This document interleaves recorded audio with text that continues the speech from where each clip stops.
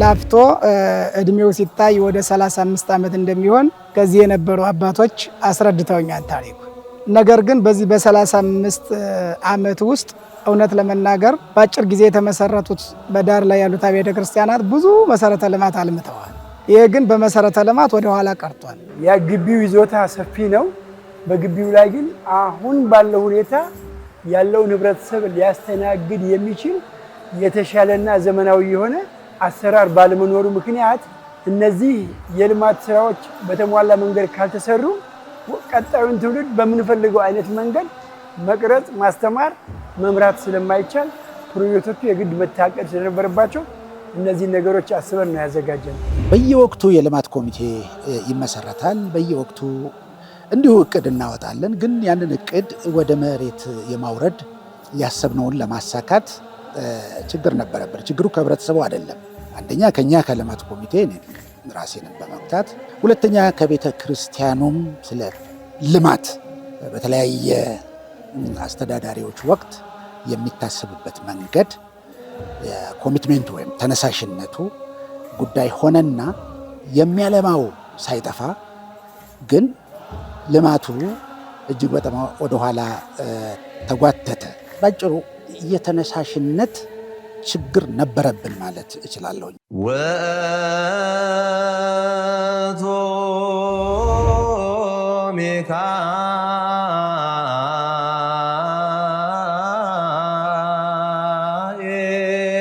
ሚካኤል ላፍቶ ደብረ ትጉሃን ቅዱስ ሚካኤል ቤተ ክርስቲያን ከተፈጥሮ ጋር የተቆራኘ በደን የታጀበ ደግሞም በከተማ መሃል የሚገኝ የመንፈስ ማረፊያ ቅዱስ ስፍራ። ቤተ ክርስቲያኑ አቶ ገብረሃናና ሊቀ ትጉሃን ደሴ በተባሉ ኦርቶዶክሳውያን አማካኝነት የተመሰረተ መሆኑን ታሪኩ ያስረዳል።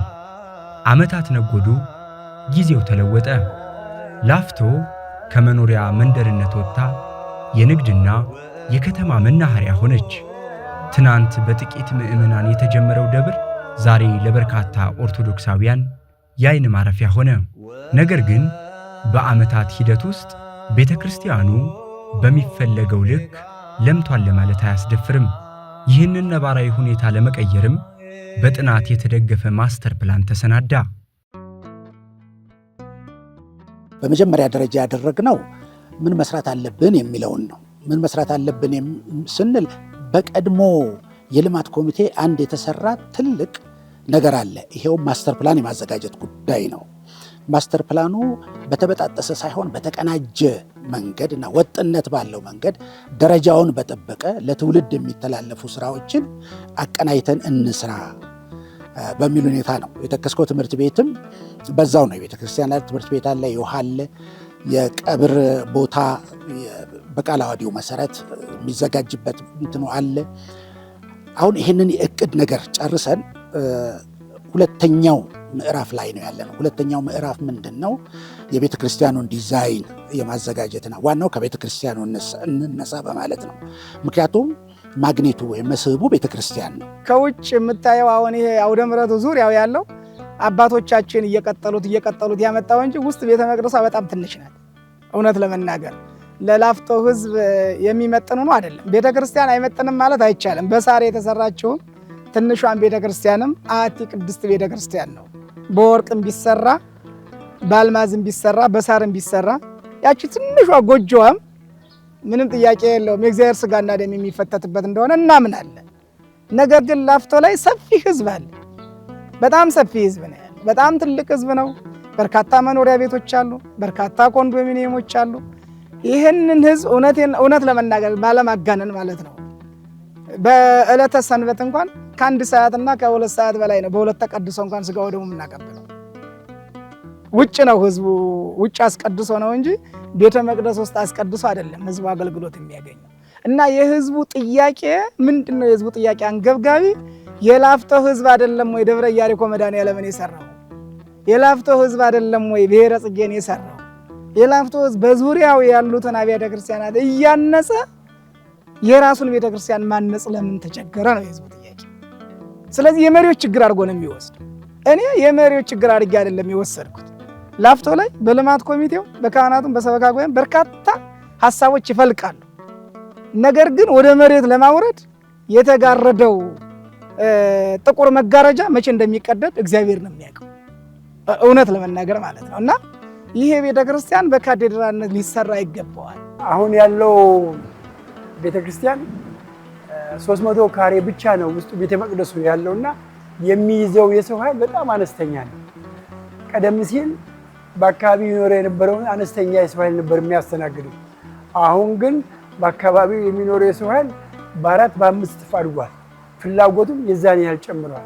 የመጀመሪያው ነገር ይሄን ያህል ሰው ሊያስተናግድ የሚችል ሰፋ ያለ ካቴድራል ሊኖረን እንደሚገባ የምእመኑም የካህናቱም የሰንበት ትምህርት ቤቱምና የልማት ኮሚቴውም ጠቅላላ ሀሳብ ስለሆነ በጋራ ይሄ ታምኖበት የመጀመሪያው ፕሮጀክታችን የሚሆነው ይሄ ካቴድራል ነው። ብረቱን እኛ እንችላለን፣ የቁፋሮውን ስራ የማጽዳቱን ስራ እኛ እንችላለን የሚሉ እየመጡ አባቶችና እናቶች የኔን ይናገራሉ። የሚገርምህ ቤተክርስቲያኑ የሚሰራ ከሆነ ቤቴን ሽጬ ልስራ ብለው አንድ እናት ራሱ ቤታቸውን የተናዘዘዋል ለዚሁ ደ ስለዚህ ካህናቱ 131 ሰራተኛ ላይ ሙሉ ቤተክርስቲያኑ መሰራት አለበት እየተባለ ያለ እና አሁን ያለው ቤተክርስቲያን ላይ እንኳን ተመጣጣኝ ጥገና አድርገህ እንዳሰራው ስትራክቸር ላይ ራሱ ችግር ያለበት ከላዩ ላይ ያለ ነው። ትክክል አይደለም። እውነት ለመናገር የነበሩት አባቶችን በጊዜው በቂ ሆኖ ሊሆን ይችላል። አሁን ባለው ሁኔታ ግን በቂ አይደለም ቤተክርስቲያን። ስለዚህ የቤተክርስቲያን መሰራት አለበት የሚለው ምንም ጥያቄ የለውም። የደብሩ ሰበካ መንፈሳዊ ጉባኤ ወስኗን፣ ለልማት ኮሚቴ ሰጥቷን፣ ዲዛይን ዲፓርትመንት የስትራክቸር ሙያ ያላቸው ልጆች አዋቅሯን፣ ዲዛይን ከአንዴ 2 ጊዜ ግምገማ ተደርጓል። ያ ተደርጎ ያው ዲዛይን ያድጋን አይደለም ሐሳብ እየተሰጠበት እሱ እንዲያድግ ተብሎ ልማት ኮሚቴው የሚመራ ቴክኒክ ክፍል የሚባል ተሰጥቷል። ፈቃደ እግዚአብሔር ከሆነ የሰበካ ጉባኤን ውሳኔ በክፍለ ከተማውም ለሀገረ ስብከቱም ሀገረ ስብከታችን ሊቀ ጳጳስ ብፁዕ አቡነ ሕርያቆስ የአዲስ አበባና የሀዲያ ስልጤ ሀገረ ስብከት አድባራትና ገዳማት ትልቅ ለውጥ እንዲያመጡ ትልቅ ጥረት እያደረጉ ነው እውነት ለመናገር። ስለዚህ በርቱ፣ ህዝቡን ማወያየት የሚፈልጉትን ነገር ማድረግ ተገቢ ነው የሚል አቅጣጫም ተሰጥቶበታል። ክቡር ስራ አስኪያጁም መጥተው ይህንን እያዩ ነበረ። ለላፍቶ ህዝብ የሚመጥን አሁን ያለው አገልግሎት የሚሰጥ አይደለም ባቸው። ስለዚህ መሰራት አለበት ተብሎ እንደ ካህናት፣ እንደ ልማት ኮሚቴ፣ እንደ ሰበካ ጉባኤ፣ እንደ ሰንበት ትምህርት ቤት ውሳኔ ያሳልፋል። የቤተ ክርስቲያኑም ዲዛይኑ አልቆ የመቃኛው ዲዛይን ሁሉ አልቋል። ዋናው ዲዛይን ካለቀ በኋላ አስፈቅደው ወደ ስራ ነው የምንገባው።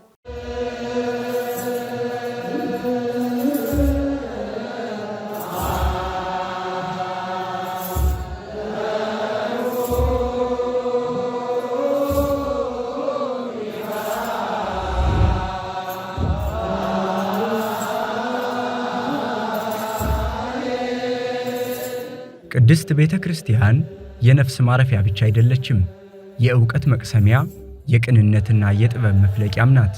በላፍቶ ደብረ ትጉሃን ቅዱስ ሚካኤል ቤተ ክርስቲያን ቅጽር ግቢ ውስጥ በብፁዕ ቅዱስ አቡነ ጳውሎስ ቀዳማዊ የተሰየመው ትምህርት ቤት ይህንን እውነት በተግባር የሚመሰክር የታሪክ አሻራ ነው።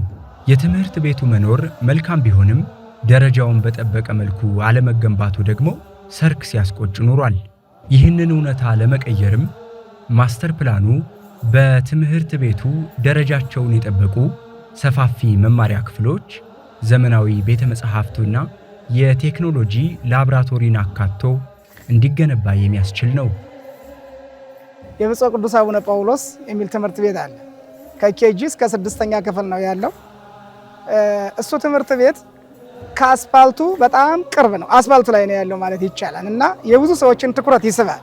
የቦታው መልክዓ ምድር አቀማመጥ፣ መሰረተ ልማት ግን አልተሰራበት። እሱን የቀደሙ የልማት ኮሚቴ አባላትም ብዙ ዋጋ ከፍለውበታል። ነገር ግን ወደ መሬት ጠብ ያለ ነገር የለም። ስለዚህ እሱ ትምህርት ቤት አንደኛ ወደ 8ኛ ክፍል ወደ ሚኒስትሪም ወደ 12ኛ ክፍል የሚያድራን ቦታው ሰፊ ነው። በቀድሞ ካርታ ወደ 9000 ካሬ አካባቢ ነው። አሁን ባለው በመንግስት ባወጣው አዋጅ መሰረት ከአስፋልት 15 ሜትር ሴትባክ የሚባል የተለያዩ ከዚህ ከኮሪደር ብለን ጋር ካለው ስራ ጋራ ወደ ውስጥ የሚገቡ ስለሆነ ወደ 7000 ካሬ ሜትር አካባቢ ነው በዲጂታል ካርታ የሰጠን የአቡነ ጳውሎስ ትምህርት ቤት። ግን ምንም አይነት ግንባታ አልተከናወነበት፣ ቆርቆሮ በቆርቆሮ የሆነ ብቻ። ከዚህ ዘመን አሁን ካለው ወቅታዊ ሁኔታ እንደ አዲስ አበባ ካየነው እንደዚህ አይነት አሁን ትምህርት ቤቶች የሉ።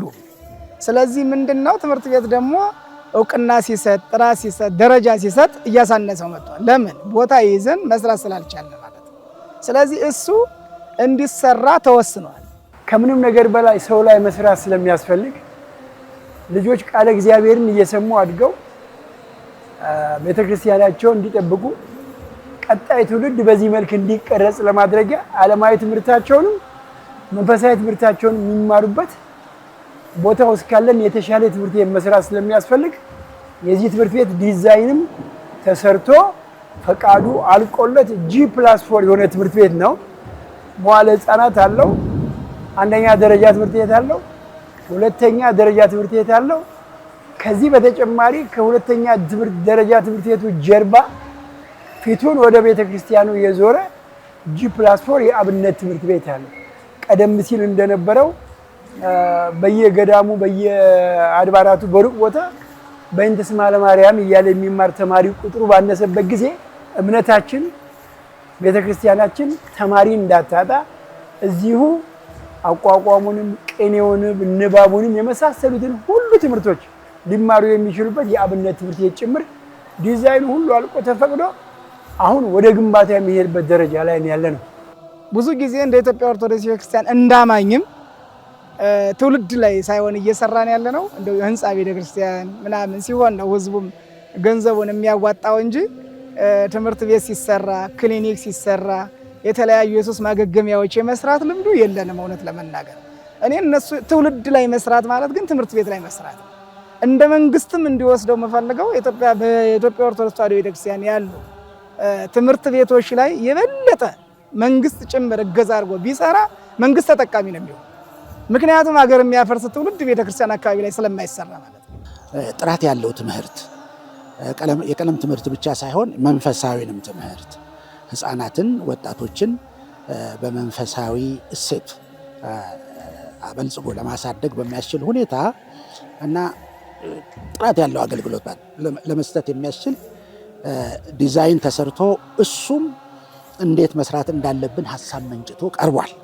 ወደ 334 አካባቢ ትውልዶች ነው በነፃ የምናስተምራቸውም ማለት የማይችሉ።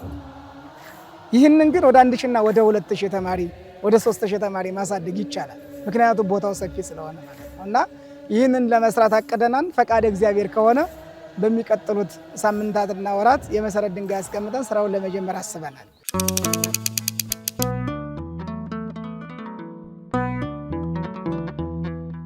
የላፍቶ ደብረ ትጉሃን ቅዱስ ሚካኤል ቤተክርስቲያን የመቃብር ስፍራ ለአካባቢው ምዕመናን የክብርና የትዝታ ማህደር ነው። ይህንን የክብር ስፍራ ታዲያ በዘመናዊ ጥበብ መልሶ ማደራጀት የግድ የሚልበት ወቅት ላይ ደርሰናል።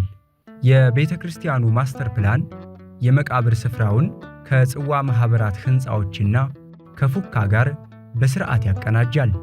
የቀብር ስፍራው ዙሪያ ገባም በአረንጓዴ አጸድ ተከቦ ለጸሎትና ለተመስጦ ምቹ የሆነ የሰው ልጆችን ክብር የሚመጥን ዘላቂ ማረፊያም ይሆናል።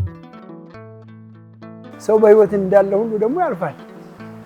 ዘላቂ ማረፊያ የሆነ በጥሩ ሁኔታ የተሰራ ነገ ቀጣዩን ትውልድ ሊያስተናግድ የሚችል አሁን ያለውን ብቻ ሳይሆን ለሚቀጥሉት 60-70 ዓመት ህብረተሰቡን በጥሩ ሁኔታ ሊያስተናግድ የሚችል ዘመናዊ የሆነ የመቃብር ቦታ ያስፈልጋል እና ያንን ደግሞ በርካታ ሰው ሊይዝ በሚችል መንገድ በአዘቦቱም ቀን ሌሎች ሰዎች ቦታው ላይ እንደ ማረፊያ ያደረጉ ሊጠቀሙበት በሚችል ንጹህ በሆነ ሁኔታ በቆንጆ ሁኔታ ዲዛይን መሰራት ስለነበረበት ሁለተኛው ፕሮጀክት የመቃብር ቦታ ነው። መልክዓ ምድሩ አቀማመጡ እንዳየኸው ስሎፕ ነው። ላፍቶ በራሱ አንድ ስም አለው።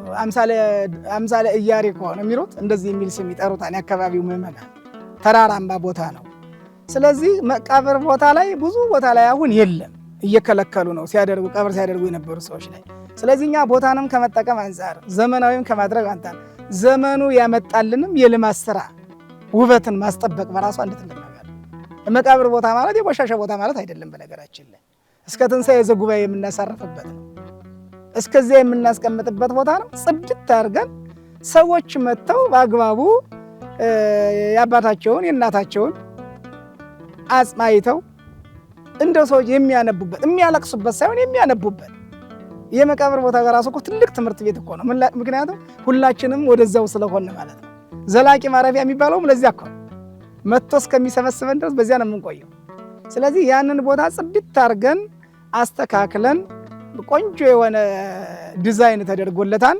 መቃብር የሚፈልገው መቃብር፣ ሐውልት የሚፈልገው ሐውልት፣ ዝም ብሎ ባዶ ቦታ የሚፈልግ ባዶ ቦታ፣ ግን ጽድት ያለ መሬት ላይ ያለ በህዝብ ፍላጎት ላይ መሰረት ተደርጎ ዳታ ተሰብስቦ ነው ዲዛይኑ በዚያ መልኩ እንዲሰራ የተደረገው። እሱን ለመተግበር ፕሮግራም ይዘናል። አንዱ እቅዳችንም እሱ ነው። የመቃብሩ ስፍራ በደንብ መሰራት አለበት። ሰፊ ቦታ ነው እና እዛ አካባቢ ችግሮች ስላሉ ነው። በነገራችን ላይ ጫካ ሲሆን አንዳንድ ሰዎች መጥተው ኢቭን የቀበሩበትን ቦታ ቤተሰቦቻቸውን ያሳረፉበትን ቦታ ማግኘት አልቻሉ። እሱንም ችግር ጭምር ይፈታን ብለን ስላሰብን እሱንም በዚያ መልኩ ለማስተካከል ዲዛይናችንን ፕላናችን ጨርሰን ቀጣይ ወደ ስራ ለመግባት አቅደናል ማለት ነው። እውነቱን ለመናገር እጅግ በጣም የተዘነጋ እና ሊሆን የማይገባው ሁኔታ እንደሆነ ልቦናችን አውቆታል። ውስጡ እያለን በጣም እየቆጨን የነበረ ነው። እሱንም ለማስተካከል በሚያስችል መልኩ በማስተር ፕላኑ ላይ ዲዛይን ሆኖ የወጣ አለ። እሱን ለመስራት የልማት ኮሚቴው እሱን ለመስራት የሚያስችል የልማት ኮሚቴው መነሻ ሀሳብና ምክረ ሀሳብ ውሳኔ እንዲያርፍበት ለሰበካ ጉባኤ አቅርቧል። የሰበካ ጉባኤም በቅርብ ጊዜ ተወያይቶበት ምላሽ ይሰጠናል። ምናልባት እሱም ነገር ያው እንደ አዲስ በአዲስ መልክ ልናደራጀው ስላሰብን ግዴታ ምናልባት በከፍተኛ አካል ፍቃድም የሚያስፈልገው ከሆነ ተመክሮበት ይህ እንዳለቀ ወደ ስራ የምንገባበት ነው።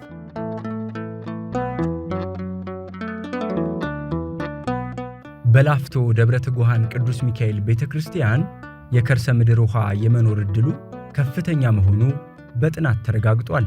በአዲሱ ማስተር ፕላን መሰረት በቤተክርስቲያኑ እንዲሰሩ እቅድ ከተያዘላቸው ቀዳሚ ጉዳዮች መካከልም የከርሰ ምድር ውሃን አውጥቶ ጥቅም ላይ ማዋል አንዱ ነው። በዚሁ ግቢ ውስጥ የውሃ ጉድጓድ የግድ ያስፈልጋል። ዘላቂ የሆነ ውሃ ለቤተክርስቲያኑ አንድም የተባረከ ጸበል ይሆናል፣ ሁለትም እነዚህ ሁሉ ልማቶች ሲሰሩ ውሃ ያስፈልጋል። ለዚህ ሲባል ዲዛይኑም አልቆ ፈቃዱም አልቆ አሁን ወደ ጨረታ የምንገባበት ደረጃ ደርሰናል። የምንጠብቀው አንድ ነገር አለ። ምክንያቱም መስራት ያለብን ያው ከአካባቢው የመንግስት አካል ጋር ስለሆነ በመንግስት አካል ውሳኔ የሚገባቸው ነገሮች አሉ። እሱን እየጠበቅን ነው። ከዛ በኋላ ያው ስለ ውሃ ልማት የሚመለከተውን የልማት አካልም አሳውቀናል። እነዚህ ሁለቱ እንዳለቁ ወደ ስራ ነው የምንገባው። የቤተ ክርስቲያኑ ዕቅድ ታላቅ ነው። ልጆች በስነ ምግባር ታንጸው የሚያድጉበት ሰንበት ትምህርት ቤትን ጨምሮ ሌሎችም መልከ ብዙ ስራዎች በማስተር ፕላኑ ውስጥ በግንባር ቀደምትነት ሰፍረዋል። እነኚህን ዘመን ተሻጋሪ ስራዎች ከወረቀት ወደ መሬት አውርዶ እውን ለማድረግም የላፍቶ ደብረ ትጉሃን ቅዱስ ሚካኤል ቤተክርስቲያን የአስተዳደር አካላትና ሰራተኞች ከምዕመናን ጋር በመቀናጀት ጥረት እያደረጉ ነው። በዚህ ዓመት ውስጥ ትልቁ የሰራነው ስራ የማስተር ፕላን ማጠናቀቅ ነበር። ምክንያቱም ማስተር ፕላን ባልተቀመጠበት ስራ ለመስራት እንቸገራለን። አሁን ማስተር ፕላኑ ላይ ጠቅላላ የግቢው ሁኔታ ተቀምጧል። ማረፊያ ቤቶች የት መሆን እንዳለባቸው፣ የሰንበት ትምህርት ቤት አዳራሽ የት መሆን እንዳለበት፣ የመቃብር ቦታው እንዴት አይነት መሰራት እንዳለበት፣ ቤተክርስቲያኑ አቀማመጡ የት ጋር መሆን እንዳለበት ሙሉ ማስተር ፕላኑ መሪ ዕቅዳችን ነው ማለት ይቻላል። ከሱ ላይ ለምሳሌ 4ቱ ፕሮጀክቶች አንገብጋቢዎች ናቸው። አሁን እንዲታይልኝ የሚፈልገው የአቡነ ጳውሎስ ትምህርት ቤት አንገብጋቢ ነው። የቤተክርስቲያኑ ህንፃ ቤተክርስቲያኑ ጉዳይ አንገብጋቢ ነው። የከርሰ ምድር ውሃ አንገብጋቢ ነው። የሰንበት ትምህርት ቤት አዳራሽ አንገብጋቢ ነው። የመቃብር ቦታ አንገብጋቢ ነው። ከዛ ቀጥለው ያሉት ለገቢ ማስገኛ የምንሰራቸው ግንባታዎች ስለሆኑ እነዚህ መሰረታዊ ነገሮች፣ ምክንያቱም ከነዚህ ጀርባ ያለው ህዝብ ስለሚሰራ ማለት ነው። ህዝብ ነው የሚሰራ የወንጌሉ ህንፃውም የእግዚአብሔር ስጋና ደም የሚፈተትበትና ልጅነት የምናገኝበት፣ የመቃብር ቦታም ዘላቂ ማረፊያችን፣ ትምህርት ቤቱም ትውልድ የምንቀርጽበት፣ ሰንበት ትምህርት ቤት አዳራሽና እነሱን ማከናወንም ትውልድ መቅረጫ ነው። መጠናከር አለበት። የሃይማኖት ትምህርት አይደለም የሚሰጠው፣ እሱም መሰራት አለበት። በቂ አይደለም ማለት ነው። እነዚህ ፕሮጀክቶች በጣም አንገብጋቢ ናቸው። የ2019 ፕሮጀክቶቻችን እነዚህን ለመጀመር አቅደናል። ከዚህ ጎን ለጎን እንግዲህ እነዚህን እንደጀመር የሰንበት ትምህርት ቤትም ጉዳይ አለ፣ ትልቁና ዋናው። እንደገና ያንንም በሂደት ዲዛይኑን መጀመር አለብን ብለን እናስባለን። ምክንያቱም ቤተ ክርስቲያኑ ሲሰራ እነዚህ የግንባታ ስራዎች ሲሰሩ በተረፈ ምርቶችና በቀሩ ነገሮች ያንን ጀምሮ ማስኬድ ስለሚቻል ሌሎችም ግንባታዎችን በተመለከቱ የዲዛይን ስራዎች ቀድመው ይለቁ ብለናል። በአንድ ዓመት ውስጥ የዲዛይን ስራዎችን እንጨርሳለን ብለን እናስባለን። እንግዲህ ቀድመን ቤተክርስቲያን እንጀምራለን። ከዛ በኋላ የቀብሩን ቦታ የውሃውን፣ ምክንያቱም ለቤተ ክርስቲያኑም ለቀብሩ ቦታ ውሃ ስለሚያስፈልግ ከዛ በኋላ የሰንበት ትምህርት ቤትን እያልን የሚያስፈልጉትን ሁሉ እንሄድበታለን ብለን በሂደት ከየት ጀምረን የት እንዴት መጨረስ እንዳለብን በምን ያህል የጊዜ ገደብ ውስጥ መስራት እንዳለብን ሁሉ በስትራቴጂክ እቅዳችን ውስጥ አመላክተን አስቀምጠናል። ከሰበካ ጉባኤም ጋር ተወያይተንበት ስምምነት ላይ ደርሰናል። እዚሁ ግቢ ውስጥ ደግሞ ካህናቶች የሚያርፉበት ለካህናቶች ማረፊያ የሚሆኑ የሚሰሩ በርካታ ቤቶች አሉ። እነዚህም አንዱ የፕሮጀክት አካል ናቸው። ከመቃብር ቦታ ጋር በተያያዘ ጎን ለጎን የማርገጃ ቦታም አለ። እነዚህ ቦታዎች አዳራሽ ያላቸው ከላይ ማስተናገጃ የመሳሰሉ እና እግረ መንገድም ግቢው በተለያየ ጊዜ ሪሶርሱ አነስተኛ ስለሆነ ሪሶርስም የሚያልቅ ስለሆነ የመጀመሪያው የማስተር ፕላን 3 ዓመት የፈጀው ጥናታችን የማይነቃነቅ ለቀጣይ 50-60 ዓመት ያለችን ሪሶርስ በጥንቃቄ ለመጠቀም እንዲያስችል ለእያንዳንዱ ቦታ ተቀምጦለታል። እነዚህም ቦታዎች በየሰንበት ትምህርት ቤት አዳራሽ አሁን የለን። አንዱ ፕሮጀክት ነው። ልጆች ናቸው ተተኪዎች እኛን ሌላውን ህብረተሰብ የሚተኩ እና ይሄንን ትምህርት አዳራሽ የግድ አስፈላጊ የሆነ ነው። አሁን የሚማሩበትን መጠለያ ለውጠን በተሻለ መንገድ ልጆች የአካባቢ ተወላጆች ይህን የሚያደርጉበትን መንገድ የመፍጠር አንዱም አጋጣሚ ነው። የመሳሰሉ ፕሮጀክቶች ናቸው ያሉት። አነስተኛ ቀላል የሚመስሉ በርካታ በመካከላቸው ስራ አላቸው። እግዚአብሔር ነው የሚያስፈጽመው። ቤቱን የሚሰራው ቅዱስ ሚካኤል ነው። እንግዲህ እግዚአብሔር ያሳካልን።